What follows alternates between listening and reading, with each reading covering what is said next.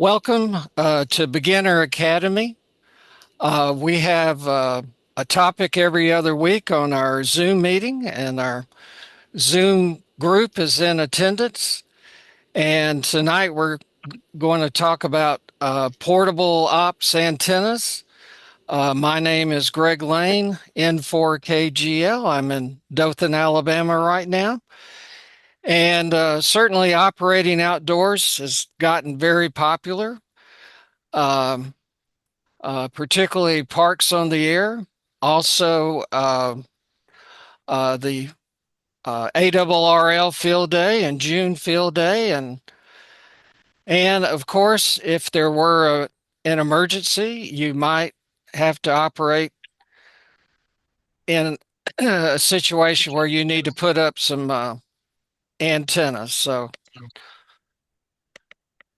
So tonight we just kind of have a survey of different types of antennas that you might consider. Let's see.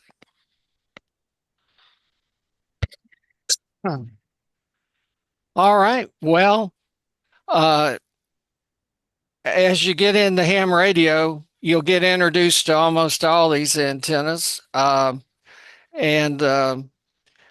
Portable antennas can really be any anything that you can set up at the site you're going to operate at. So verticals are fair game. Dipoles, those are two very basic antennas. In-fed half waves are convenient. Magnetic loops are very portable. Um, and you may use just a random length of wire. Uh, there's also an antenna similar to a dipole. It's called a doublet, but it won't necessarily be tuned for a particular band because you would use a tuner to use it on different bands. And as Ken said earlier, kind of the king of the heap here is a hex beam, as well as a Yagi. So I've got single asterisks or stars by antennas that are usually resonant, and that means that you don't need a tuner. And the double star or double asterisk are ones that generally need a tuner. And those would be like random length wires or doublets. Um, the resonant antennas are very handy because, well, your rig doesn't need a tuner or you don't need to use it. So, and a little bit of this is history on my part. When I started, I actually was out of ham radio for a while and I got back in, and I was operating mainly QRP low power. And my first antenna for portable operating was the buddy stick, which is on the left here. And this particular day was freeze your butt off day. And it really was a cold day in February, I believe. And essentially, the buddy stick is a vertical. Um, and Most of the antennas you're going to see here are for HF. So the buddy stick is tunable, and you would need to adjust the coil. Has a little clip and a jumper. So I believe it was from 80 to 10 meter. No, excuse me, 40 to 10 meters. It's been so long since I used it, I can't remember. So if it's not 40 to 10 meters, it's at least 20 to 10 meters. And like a lot of antennas, um, In addition to your main radiator here, you can't see it, but there's a little wire running over to the post, which is the counterpoise. So to use this antenna, you'll need to adjust that tap on the coil and also the length of the counterpoise, the second wire in the system. But it's it served me very well. But I didn't just stop with that antenna. Over on the right is a buddy pole. So both of these antennas are made by Buddy Pole, and the Buddy Pole uh, is a essentially a dipole, but these it has loading coils similar to the vertical, but so it's like this vertical on each side, and it's the same game. You will need to adjust the tap, and when you adjust it, they give you some clues about where it's going, where the tap needs to be, but you need to check the SWR and tweak it to get it in range. So that buddy pole's not my antenna. It belongs to a ham in Panama City, Marv. Yeah, isn't it more of a directional antenna? It would be directional, yeah. That's a good point. And the vertical would be omnidirectional. Uh, Although since it has one counterpoise or radial if you want to call it, it kind of favors that direction, but Hmm. it's um but it turns out there are people to talk to in just about any direction. So you would be in good luck. All right.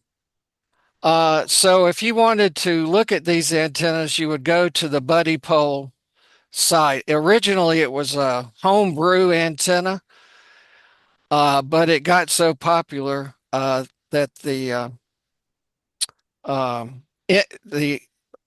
Buddy and Buddy Pole, his name is Bud. Anyway, his son makes these antennas. So this happens to be the Buddy stick turn on its side, and this is at a hotel balcony in Tampa, Florida, and it's the same deal. Um, I could run the counterpoise wire into the room, or what I actually did is dropped it off the side of the hotel. So this was pretty nice. I guess I was on the eighth floor or something, and um, uh, now one of our members has a condo where he has a balcony, so he could do something similar. That's John. Now on the left here we have a model with the Alex loop and an Elecraft radio, but um, actually you can walk around with the Alex loop, which is a magnetic loop. Uh, magnetic loops will exceed your expectations. You can look at it and say that won't work, but they work very well, and you can hold it, but that would be very tiring. So a better situation, say you're at the park, is to put it on a little tripod, and that's what we've got over on the right. And uh, the magnetic loop, this one, the radiator is coax. There's a little small loop that your coax from the rig is hooked to. It excites the big loop, but you'll need to tune the capacitor. In the box, there is a variable capacitor. So basically, you'll turn the knob until you get the most noise, and then you'll put some power to the loop and tweak the SWR, standing wave ratio. And you want the SWR to be under 2 to 1 for your radio. Now that's for CW only, right? No, uh, this will work any mode, CW, digital, or Okay. sideband. Uh, this particular one is limited to 20 watts on sideband. Um, and, you know, it was a long time ago when I got my first one. I said, and I didn't think it would work, but I set it up. It was raining. I set it up in my house and I was working people on 40 meters from my house. And uh, so it's not the greatest antenna in the world, but it will generally exceed your expectations. Greg, can I mention one thing or Sure, three things? go Uh, ahead. they have an extremely high Q. They're low in noise. It doesn't pick up noise much. And oh, I forgot the third thing. Anyway, Well, well, there's two things. the previous antennas needed a counterpoise, a little extra wire. Um, and the magnetic loops are self contained. You don't need to add that wire to it. So that's an advantage. And people will come by and ask you what you're doing with your magnetic loop. So uh, I love them. Now, and as we know, one of our members, Frank, he builds homemade loops, and they're not very expensive if you build your own, as long as you can find a capacitor. The rest of the components are real inexpensive. Okay. Uh, uh, I'm really trying to illustrate a whip antenna, which is something you can deploy just about anywhere. And on the left is a rig by Elecraft, which is just CW as far as the rig goes. And it comes with a whip, and actually, you can use that antenna on the left similar as the right. So you can walk around with it. I do walk around with mine when I'm walking Susie. And over on the right is a different Elecraft rig and a whip. And both of these require those radial, at least one radial, and um, which I'll sometimes call counterpoise. And actually, any antenna that's a vertical is awesome when you're on the saltwater shore. Uh, there's there's actually a saltwater amplifier you can take advantage of. All right. Well, this is another vertical antenna. Um, so you have the vertical part, obviously, and it has radials.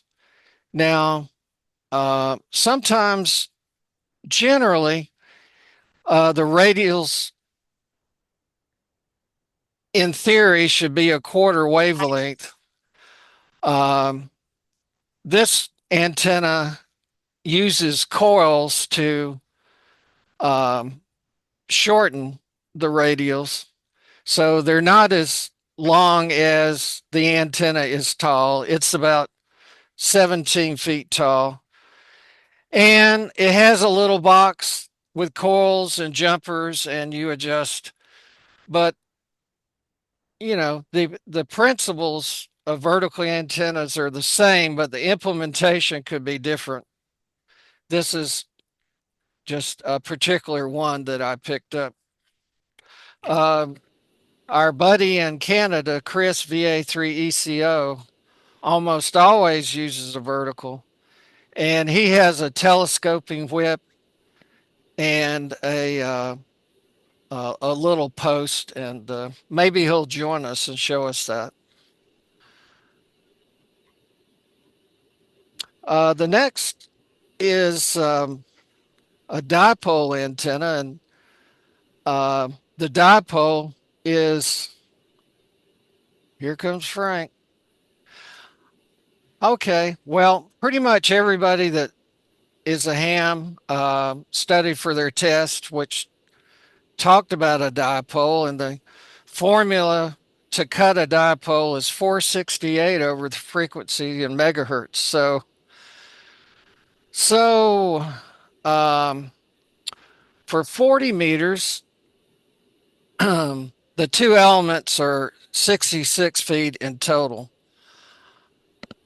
And if you just wanted a 40-meter dipole, that's all you need is the center insulator, the two wire elements with insulators on the end. But you can take advantage of your support there and get another band out of it by putting a, uh, a different band, a different length, like for 20 meters. So it's commonly called a fan dipole, and um, really for pretty much any on the air activity, if you can get on 20 meters, that's great, and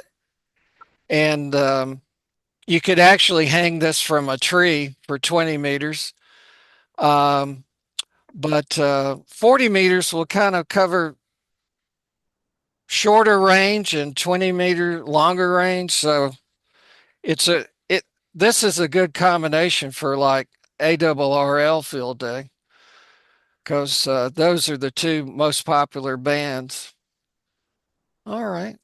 And if you have any questions, just let me know.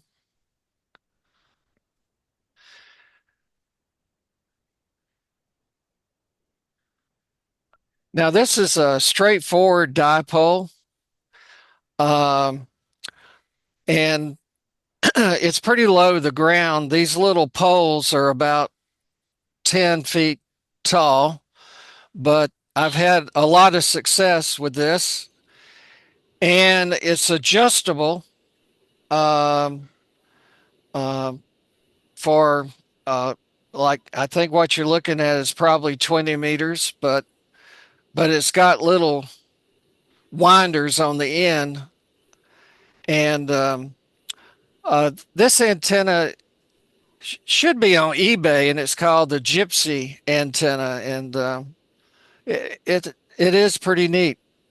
And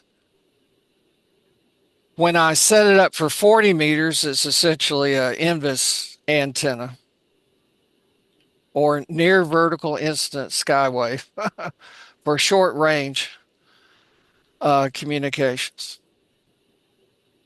All right. Now, this is one of I call it my go-to. Um, it's hard to see, okay, but it is the dipole antenna idea. So it has two legs, but there are little insulators and jumpers in each leg, and it's called a link dipole. So this particular one can work with, if you have all the links made, it'll work on 40. You drop a link, it'll work on 30, and you drop a couple of links, or you just unclip them, and it will work on 20. So um, I've used this antenna everywhere, and when you have a dipole and the center is higher than the ends. They call it an inverted V. And um, so I have a fiberglass pole holding up the center. And you don't really want that pole to be too tall because the angle between the two wires will get too small. So, You make that yourself? um, no. And in fact, I'll show you um, what mast it is. And it's what I do to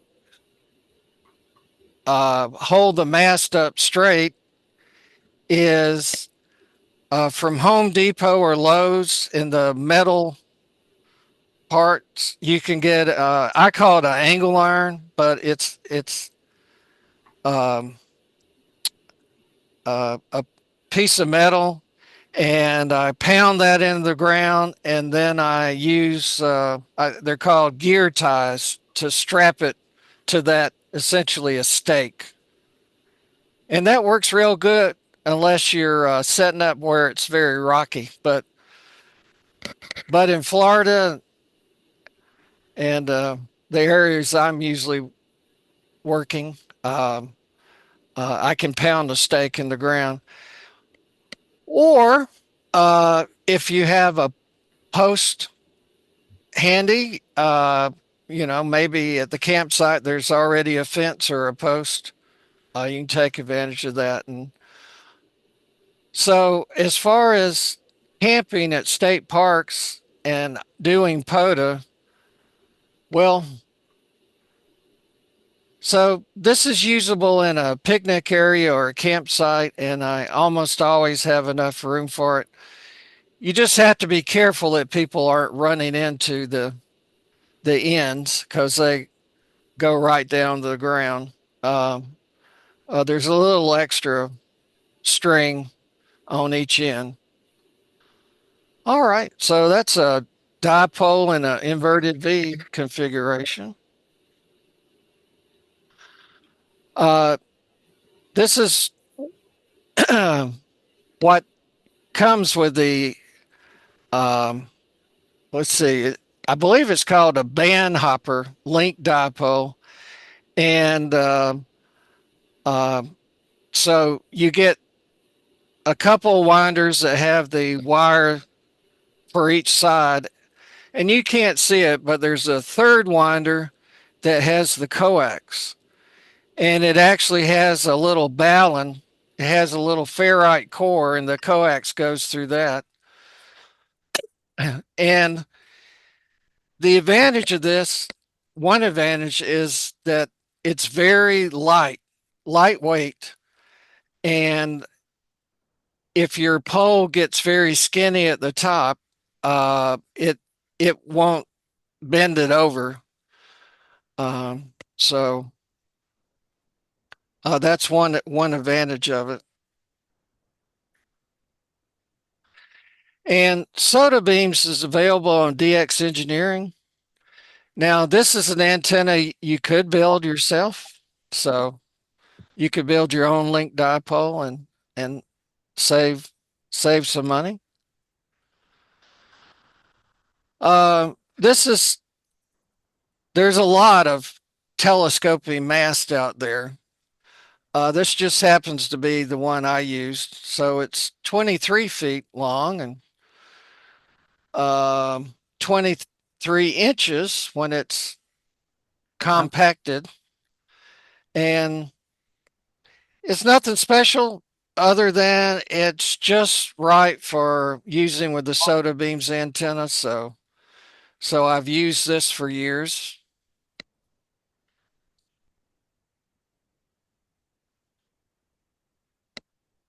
All right. Next, we've got a in-fed antenna, and these come in all, a lot of people make what's called an in-fed half-wave antenna. And they can be used on multiple bands. Um, they're actually will be essentially the length of a dipole. So this one is the length of an 80-meter dipole, which is about 120 feet. And so what you buy is on the left. There's a box with a impedance transformer, and you've got your radiator, and this one's good for like a kilowatt, but um, you can buy them for not as heavy duty as this one, and it will be smaller, easier to pack. But this is kind of my go to on field day where I try to pick a spot that has a lot of green space. And so the transformer is at the top of the pole. And then I have telescoping poles, several of them, until I get out to the end of the antenna. Now, it just happens that this same antenna I use here in my shack, and it's pretty much the only antenna I need because for HF, it gets me on 80 through 10. And for the most part, I don't have to use the tuner at all. So, so it's a multi-band antenna that doesn't require tuner, but there are exceptions where there may be one band where you need to tweak it. So, all right.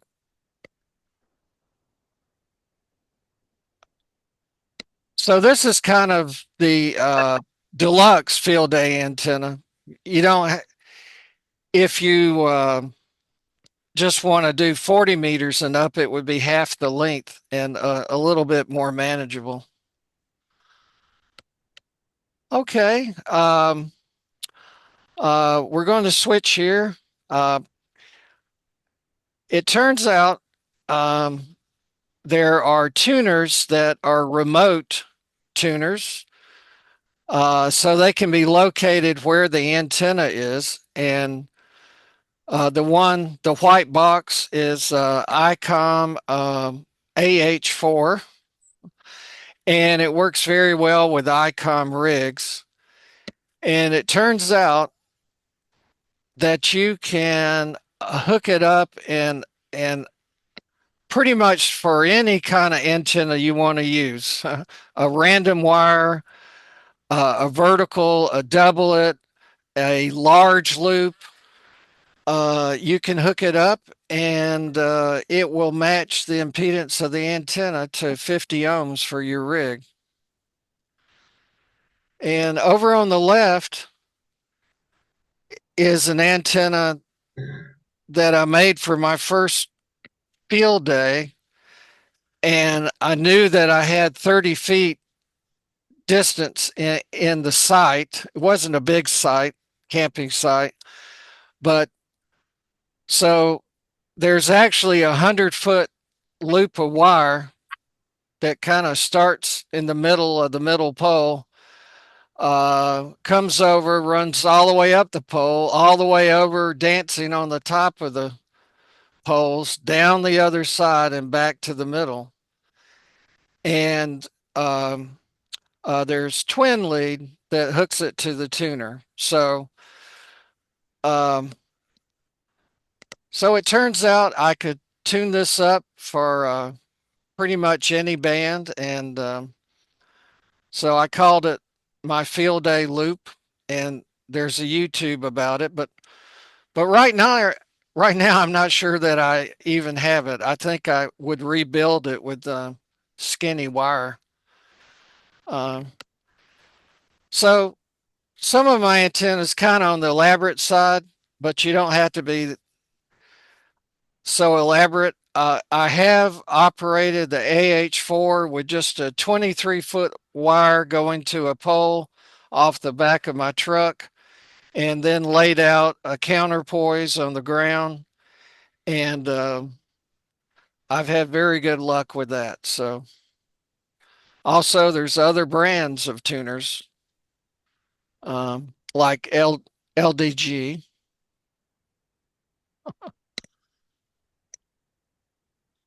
All right. Well, you can't see the wires, but there's a famous QRP antenna called the NorCal Doublet, and it's actually made out of ribbon cable that you might find in an electronics um, situation. But uh, the ribbon cable, you pull out two sides, and you actually use the ribbon cable for the feed line also. So this is a generally a QRP antenna, and a doublet usually is some basic length like six, you know, and it's not tuned like a dipole, so it may be 50 feet on each side or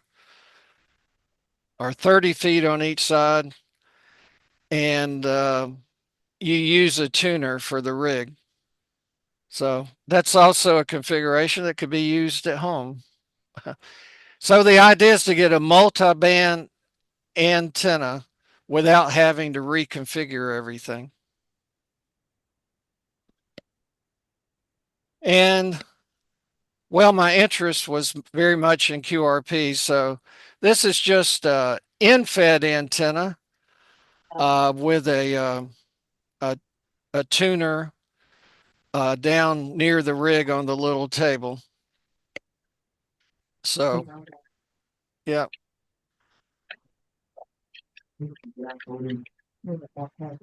All right.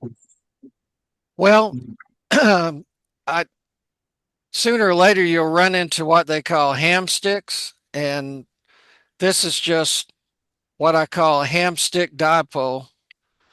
Uh, if you were using a ham stick on your car, it would just be one half of this, and the car would be your counterpoise. But I took a couple and put them up in the air for 6 meters, and just for fun. You know, antennas are kind of like a journey if you're really into it. Most hams are. They'll just try one kind and another kind and doing it one way and another way and just keep learning about them.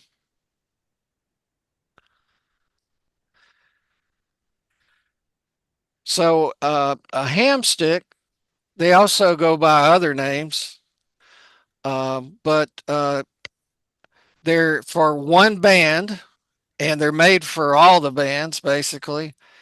And you can use it as a mobile antenna by putting a magnetic mount on your vehicle and screwing in your ham stick, and it might need a little adjustment, but it'll put you on one band. And I probably wouldn't use one driving down the road, but a whole lot of hams use them for parks on the air, particularly if they're in the parking lot and don't want to find a picnic table, they can just operate using their ham stick. Now, Chris does have a ham stick on his vehicle, and he uses it when he comes down south. So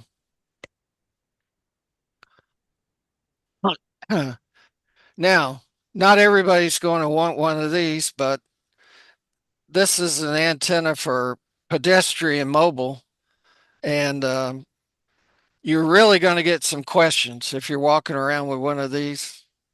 Somebody's going to ask a question about what you're doing.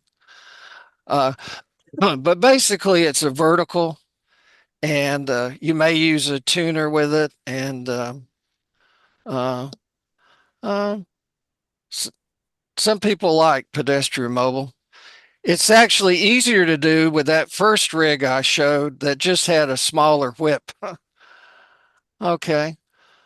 These aren't for HF. Um, they're they're actually well, you could use these for fox hunting or satellites, and the one on the left is called an arrow antenna, and it's a 2 meter Yagi and a 70 centimeter Yagi on the same stick, more or less, with the handle, and you can point that at the satellite. A similar idea on the right, but it's a log periodic. But basically, all you need to know is that it works on both bands. And also, I know Alan has a tape measure antenna, and that's the same concept as this. And actually, a tape measure antenna for 2 meters will work on 70 centimeters, just as it's built. So, as Ken said, the king of the hill, as far as my antennas, is a hex beam. And this one is made by Buddy Pole, and it's called the Buddy Hex. And now, not everybody needs or wants this antenna, but for field day and winter field day, it's just awesome antenna to have. Now, if you're just going to the park, you don't want to go to the trouble of stringing this antenna and putting it up in the air. But if you're going to be operating for 24 hours, it's worthwhile. And the beauty of a hex beam is it's a multi-band antenna. This one works from the bands from 20 to 6 meters. And you can't see all the details, but for each band, there's an element that goes all the way around. And the element, I'll call it, or the wire loop, has insulators in it, and it's broken up such that part of the antenna is the driven element, and the other part is a reflector. So it kind of acts like a Yagi, but it gives you a Yagi. Well, it gives you a directional antenna for all those bands, and um, there's a little data here. 6 through 20 meters, and it's 9.5 pounds, and the turning radius is 10 feet. Now, it's an expensive antenna because they went to great lengths with the materials and the construction and the design. So it's not for everybody, and you certainly don't need this for your POTA activation. Um, but I enjoy using it, and so hopefully I can use it on winter field day.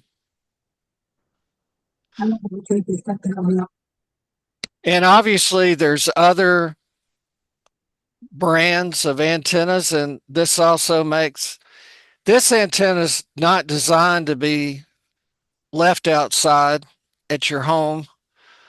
But there are plenty of hex beams that would be appropriate to put on a tower at your house. I know Ken has one.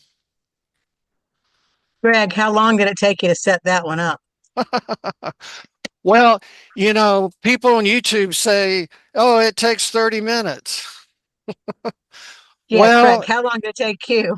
well, the first time about 2 hours because I'm figuring out the instructions, but I would say a little over an hour, which is a while. But um, you know, also you don't have to have a second person, but I usually do. If it was windy, it might be hard to handle. So it's more trouble than you need to go to for most antennas, but it's a great performer. So it's a trade-off. Yep. Did that answer your question, Barbara? Yeah, I just Yeah. wanted to see if it was worth the ride. Yeah, well, um, Not for POTA or portable quickie up and downs. It's definitely not. yeah. Yeah, But like Greg says, it is a performer. yeah. Well, if you're doing the POTUS so that you're sitting somewhere for a couple days helping other people Yeah, out, then yeah, it might be worth it. But if I'm just trying to go get a couple parks, yeah, definitely not what I'd want to do. that's right.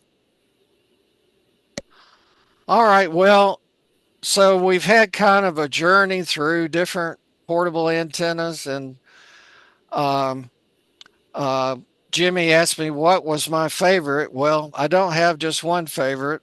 Uh, and in fact, all the antennas that I've tried work and I've made contacts with. Um,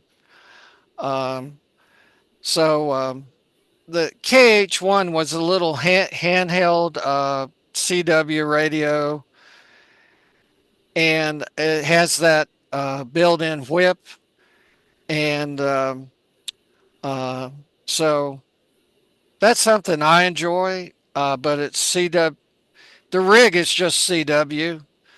Um, so most people aren't going to use that, but if you're into CW and low power, you can use it to activate a POTA site or a SOTA, and I've done that. Um, uh, my next go-to is the Alex loop, and that's just a particular brand of magnetic loop. And you could use a homebrew one, but because it is easy to pack, it's portable, it's small, it can really be used anywhere. So, and it is good enough to do parks on the air activation. So, and it's not much effort. I don't have to throw a wire over a limb, and it's self-contained. Nobody's going to trip over a wire or anything like that. And I will mention that you can, uh, in general, throw wires over limbs with a weight, and but I find picking out that limb and getting that line over the limb takes a while. So my philosophy is to try to have self-supporting antennas, but if you want to take advantage of a tree, you can, unless you're in a national park. Have been canceled not to use trees in national parks for antennas, but okay, Hey, Greg, yeah, let me make one comment on sure, this. Like if you're using an in-fed antenna, there's a guy out in Texas. What he does, he has one of these extendable fiberglass poles, uh huh, and of course the transformers at the vehicle tied off somewhere up above head height, maybe, and then the end of the antenna is on the pole, and he takes it and just leans it against a tree. yeah, No poles in the ground. You can have an antenna up in 5 minutes. yeah, that sounds good. That I've done that and that just you All got right, but you don't have to throw over a limb of a tree. You just take yeah, a pole, lean against a tree, and you're ready to go. that's very good, Kim. Yeah, I have a very lightweight in fed that someone made for me that that I love. Yeah.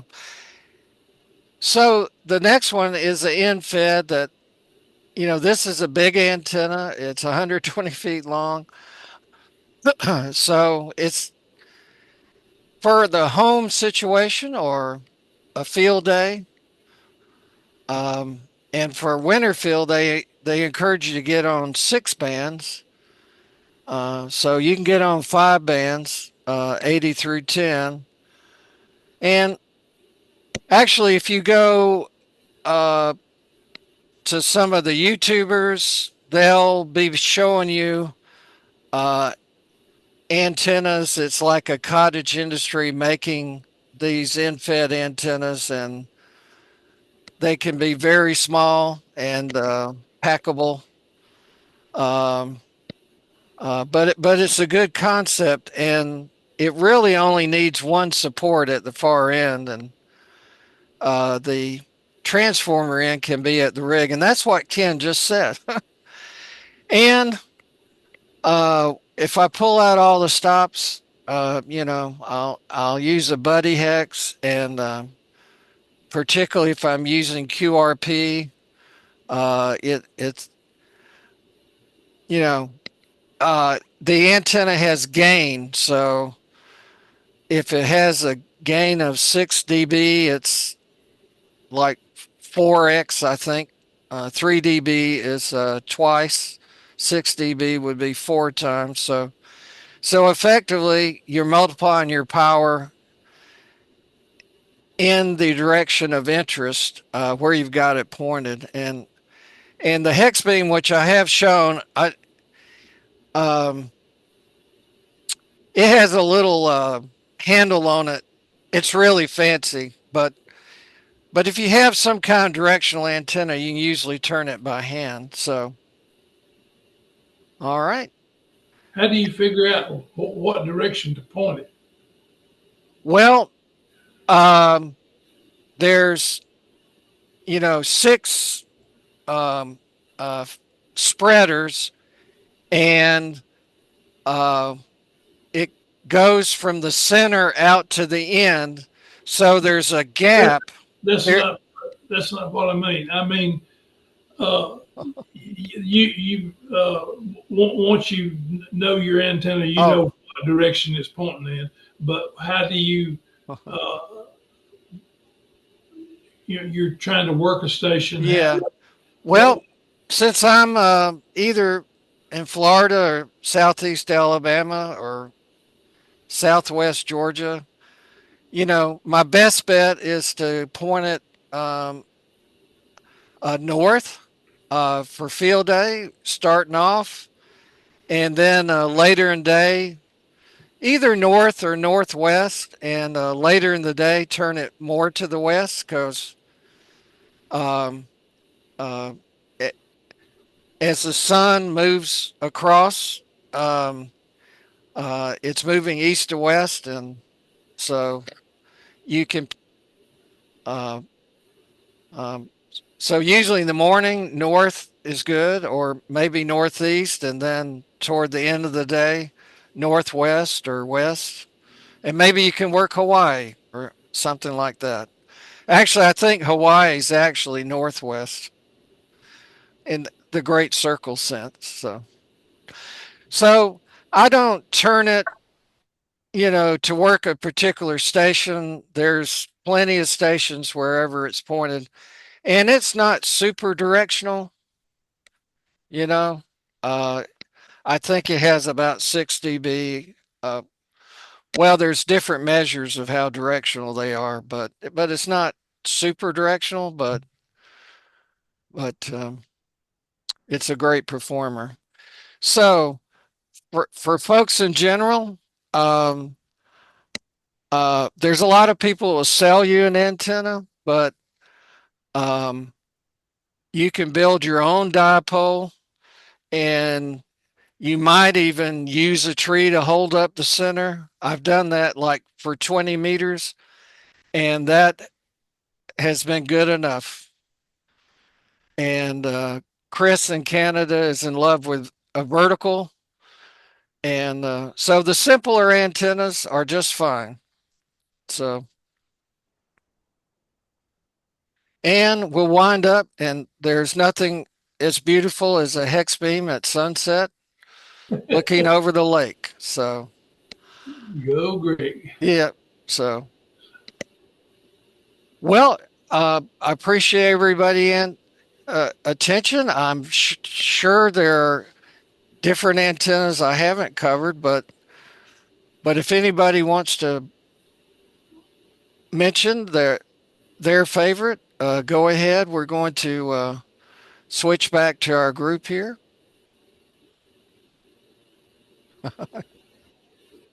Well, Neat little Jimmy, what? presentation. Well, thank you, Barbara. Jimmy, what's your favorite portable antenna? Well, Mr. Ken turned me on to that Rubikov, the Russian antenna, the 27-foot vertical, and Okay, I mount that on my hitch on my pickup truck and use a vertical, and then I attach it to the Faraday cloth at the bottom. That's been my go-to ever since I've put it together. all right. Greg, let me, along with what he was saying Yeah, here, there is a guy on YouTube named Walt, K4OGO, uh, right, who has, he generally likes to put up by saltwater, but still, he has put up more portable antennas. That's Yes, basically what he does. well, Uh, yes, Ken, they're addictive. You got to be careful. but this coastal waves and wires is what his Right, YouTube site's called. And if you just want to look at wire antennas, verticals, whatever, uh, uh, and most of his stuff is vertical, but he does some other stuff too. And he, fact is, he's coming out with a book on ARRL about oh, his antennas. But uh-huh, Walt has a great site for, and all of these antennas you can build with almost nothing. You know, right, you gotta have the little matching transformers. You know, 49-1 or 9-1 or 4-1 or right. whatever. And of course, LDG sells all those very inexpensively on DX Engineering. Uh, Yeah, but he bears looking at. If you need a portable antenna, Walt's YouTube site is just fantastic. well, that's a good suggestion. Yeah, he's very popular, and he loves that salt water just like I do. In fact, Oh yeah, he one time he mentioned me on there, but yeah his channel is pretty famous. yeah he's really grown. Well, how about you, Frank? Welcome, and welcome to Joe and Frank who joined us here. I know you Hello. got a favorite, Frank, or maybe more than one. Um, I'm an experimenter and builder, so if I want one, I just build it. So I don't have favorites. I Yeah, just make them the minute I need it. I build it. So that, like you said, they all work. It all depends on how much effort you want to put into it. Um, I've been dealing a lot, as you know, with the loop antennas, and this past couple of days, I think John came over Yeah. and I spent some oh, good time with him. I had a very productive opportunity to be with him for a while, and we got his loop antenna working, and all kind of made some uh, uh, changes to it to make it more understandable. And John, you go ahead, tell the story about what you did with it when you got home. Uh, Oh, I was using it Sunday morning, so I was able to connect with some POTA in Colorado. I forgot his number. I don't have my book here. But yeah, it worked real well. It's the first time I've really been able to connect correctly. So we had to trim the big loop, connect it better, worked on the capacitor on it, got a huge capacitor on the thing. So yeah, it reaches out real well. I just got to, I don't know if I had, there was some kind of interference that he was picking up out of Colorado, but he heard me well. So I'll be using that a lot during field day. It's small enough I can put it in a little backpack and take it wherever I need to go. That's cool. When you build a lot of people will slam together a loop antenna and just pick out a capacitor and make a random loop. But you have to tweak it to find out where it's gonna all that puts you. And so the one Jan had originally it belonged to who was the guy that belonged to Jan before you got it? Oh, I forgot his name. Was it Alex? I think it was. Anyway, he's the one that came Yeah. over with Haiti to my house, and we made that tape measure antenna. I don't remember his name. Anyway, we we got a capacitor that he got off of me, and I threw together a stiff coax loop, and we sort of just slapped it all together. And then he was supposed to come back, or he was going to try to finish it up himself, but it didn't get to the point where you knew what the ranges were. You didn't know where it was going to resonate at. You know, once you build it, you have to find out where the capacitor takes you when it's open, when it's closed, and if it's between two bands or it doesn't reach the two bands, you have to like start cutting on the loop itself so you can get it so the capacitor can take you to where you want to go. So that wasn't done, and it took a while, but we started and we kept cutting the coax till we were able to move the capacitor one way and reach 40 meters, and we move it the other way and we reach 20 meters. But you want to be able to have a capacitor big enough so it give you the range so you could cover at least two bands. And sometimes the loop is somewhere where the capacitor just reaches one band, but it doesn't swing enough either way to go to any other way. So you have to start cutting it so you can get away from one band and get closer to the next one so you can reach two bands, sliding the capacitor back and forth. So we were able to identify all that and then explain to them how to do it. And it was kind of like sloppily put together. We did put it in a rush, and we made some changes. And then John, he went and got different connectors at Home Depot, and the coax that I made that with, the ends were just freighted.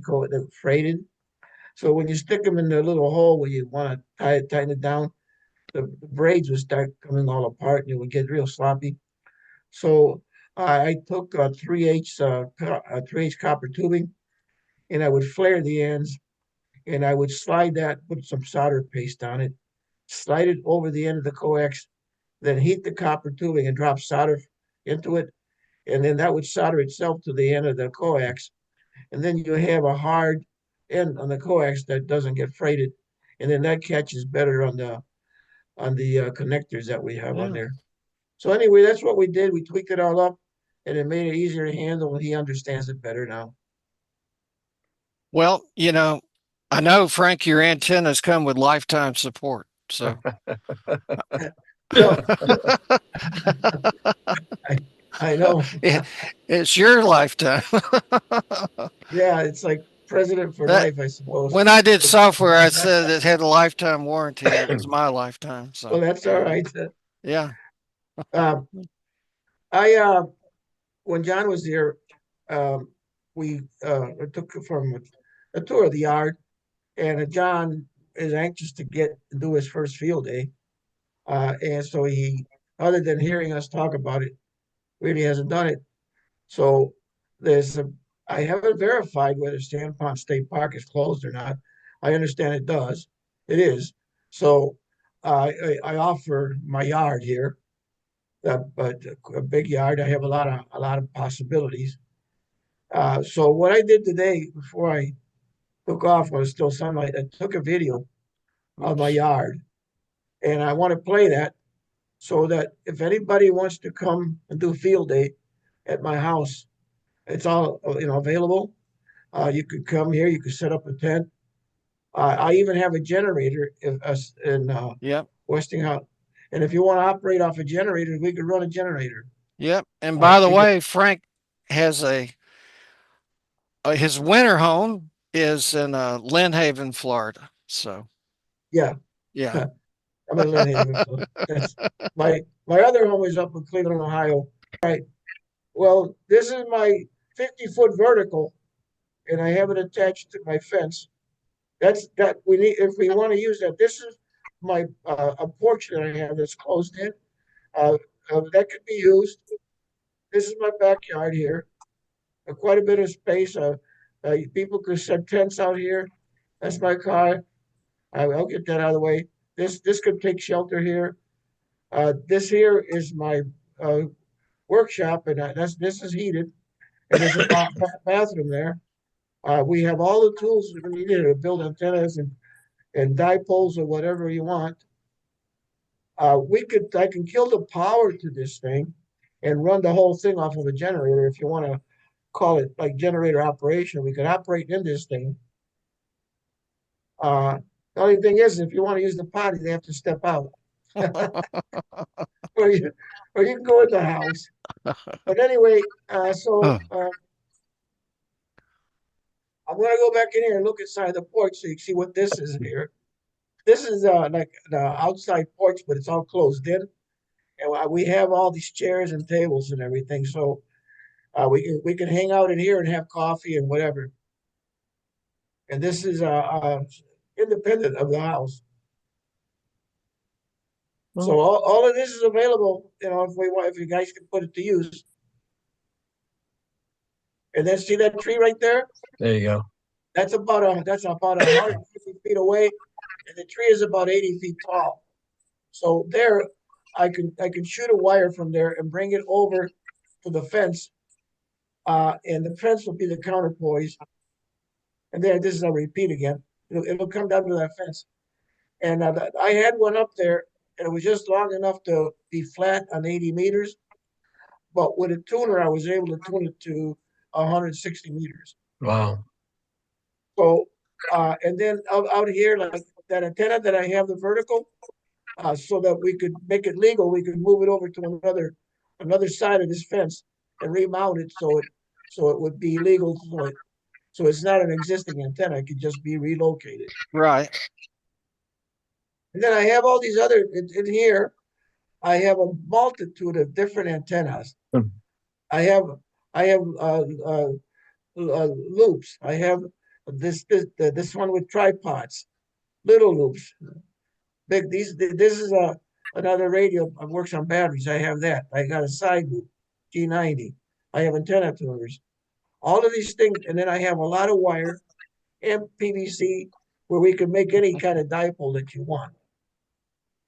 So anybody that wants to come over here and use this and learn how to build things or make things on the fly or whatever, and then if it gets chilly, we can hang out in here, and I can bring out a pot of coffee to everybody. Awesome. Okay. Yeah, I think John has been very excited about Winter Field Day, and I think he's Yeah. found a good spot. Yeah. Yes. Well, there's plenty of room there for several guys. We can set up. We just like any other time that we have an event on multiple stations. We have to just sort of pick different bands so we're not on top of each other. Yeah. And we could anybody that wants to experiment with antennas, they're there. Yeah. Jim, are you with us? I appreciate that, Frank. Jim, are you with us? Can you copy? K4LIX. Jim Yeah, is too big. here I am. Is my Yeah. real thing. Hello, Jim, come in. What is the antenna called that has it's a vertical with multiple wires in it? A vertical with multiple wires. Yeah, you put one up all the time. The Yeah. one that you got in your backyard. I've got a 6-element vertical made out of ham sticks, one for each band. Yeah, well, I'm With talking one about piece of coax. I'm talking about the one they sell from the UK, but you can build it yourself. I Is forgot it a what the guy's sloper? name. No. Okay. John is that one. I mean, Jim is the one that you got with wires. Oh, you're talking about the DX Commander. Right. Right. Yeah, With I the have one springs of on the those. end. I have one of those also. Yeah, Yeah. mine is highly modified. Well, you might look it up, DX Commander. The what's the guy's name on YouTube?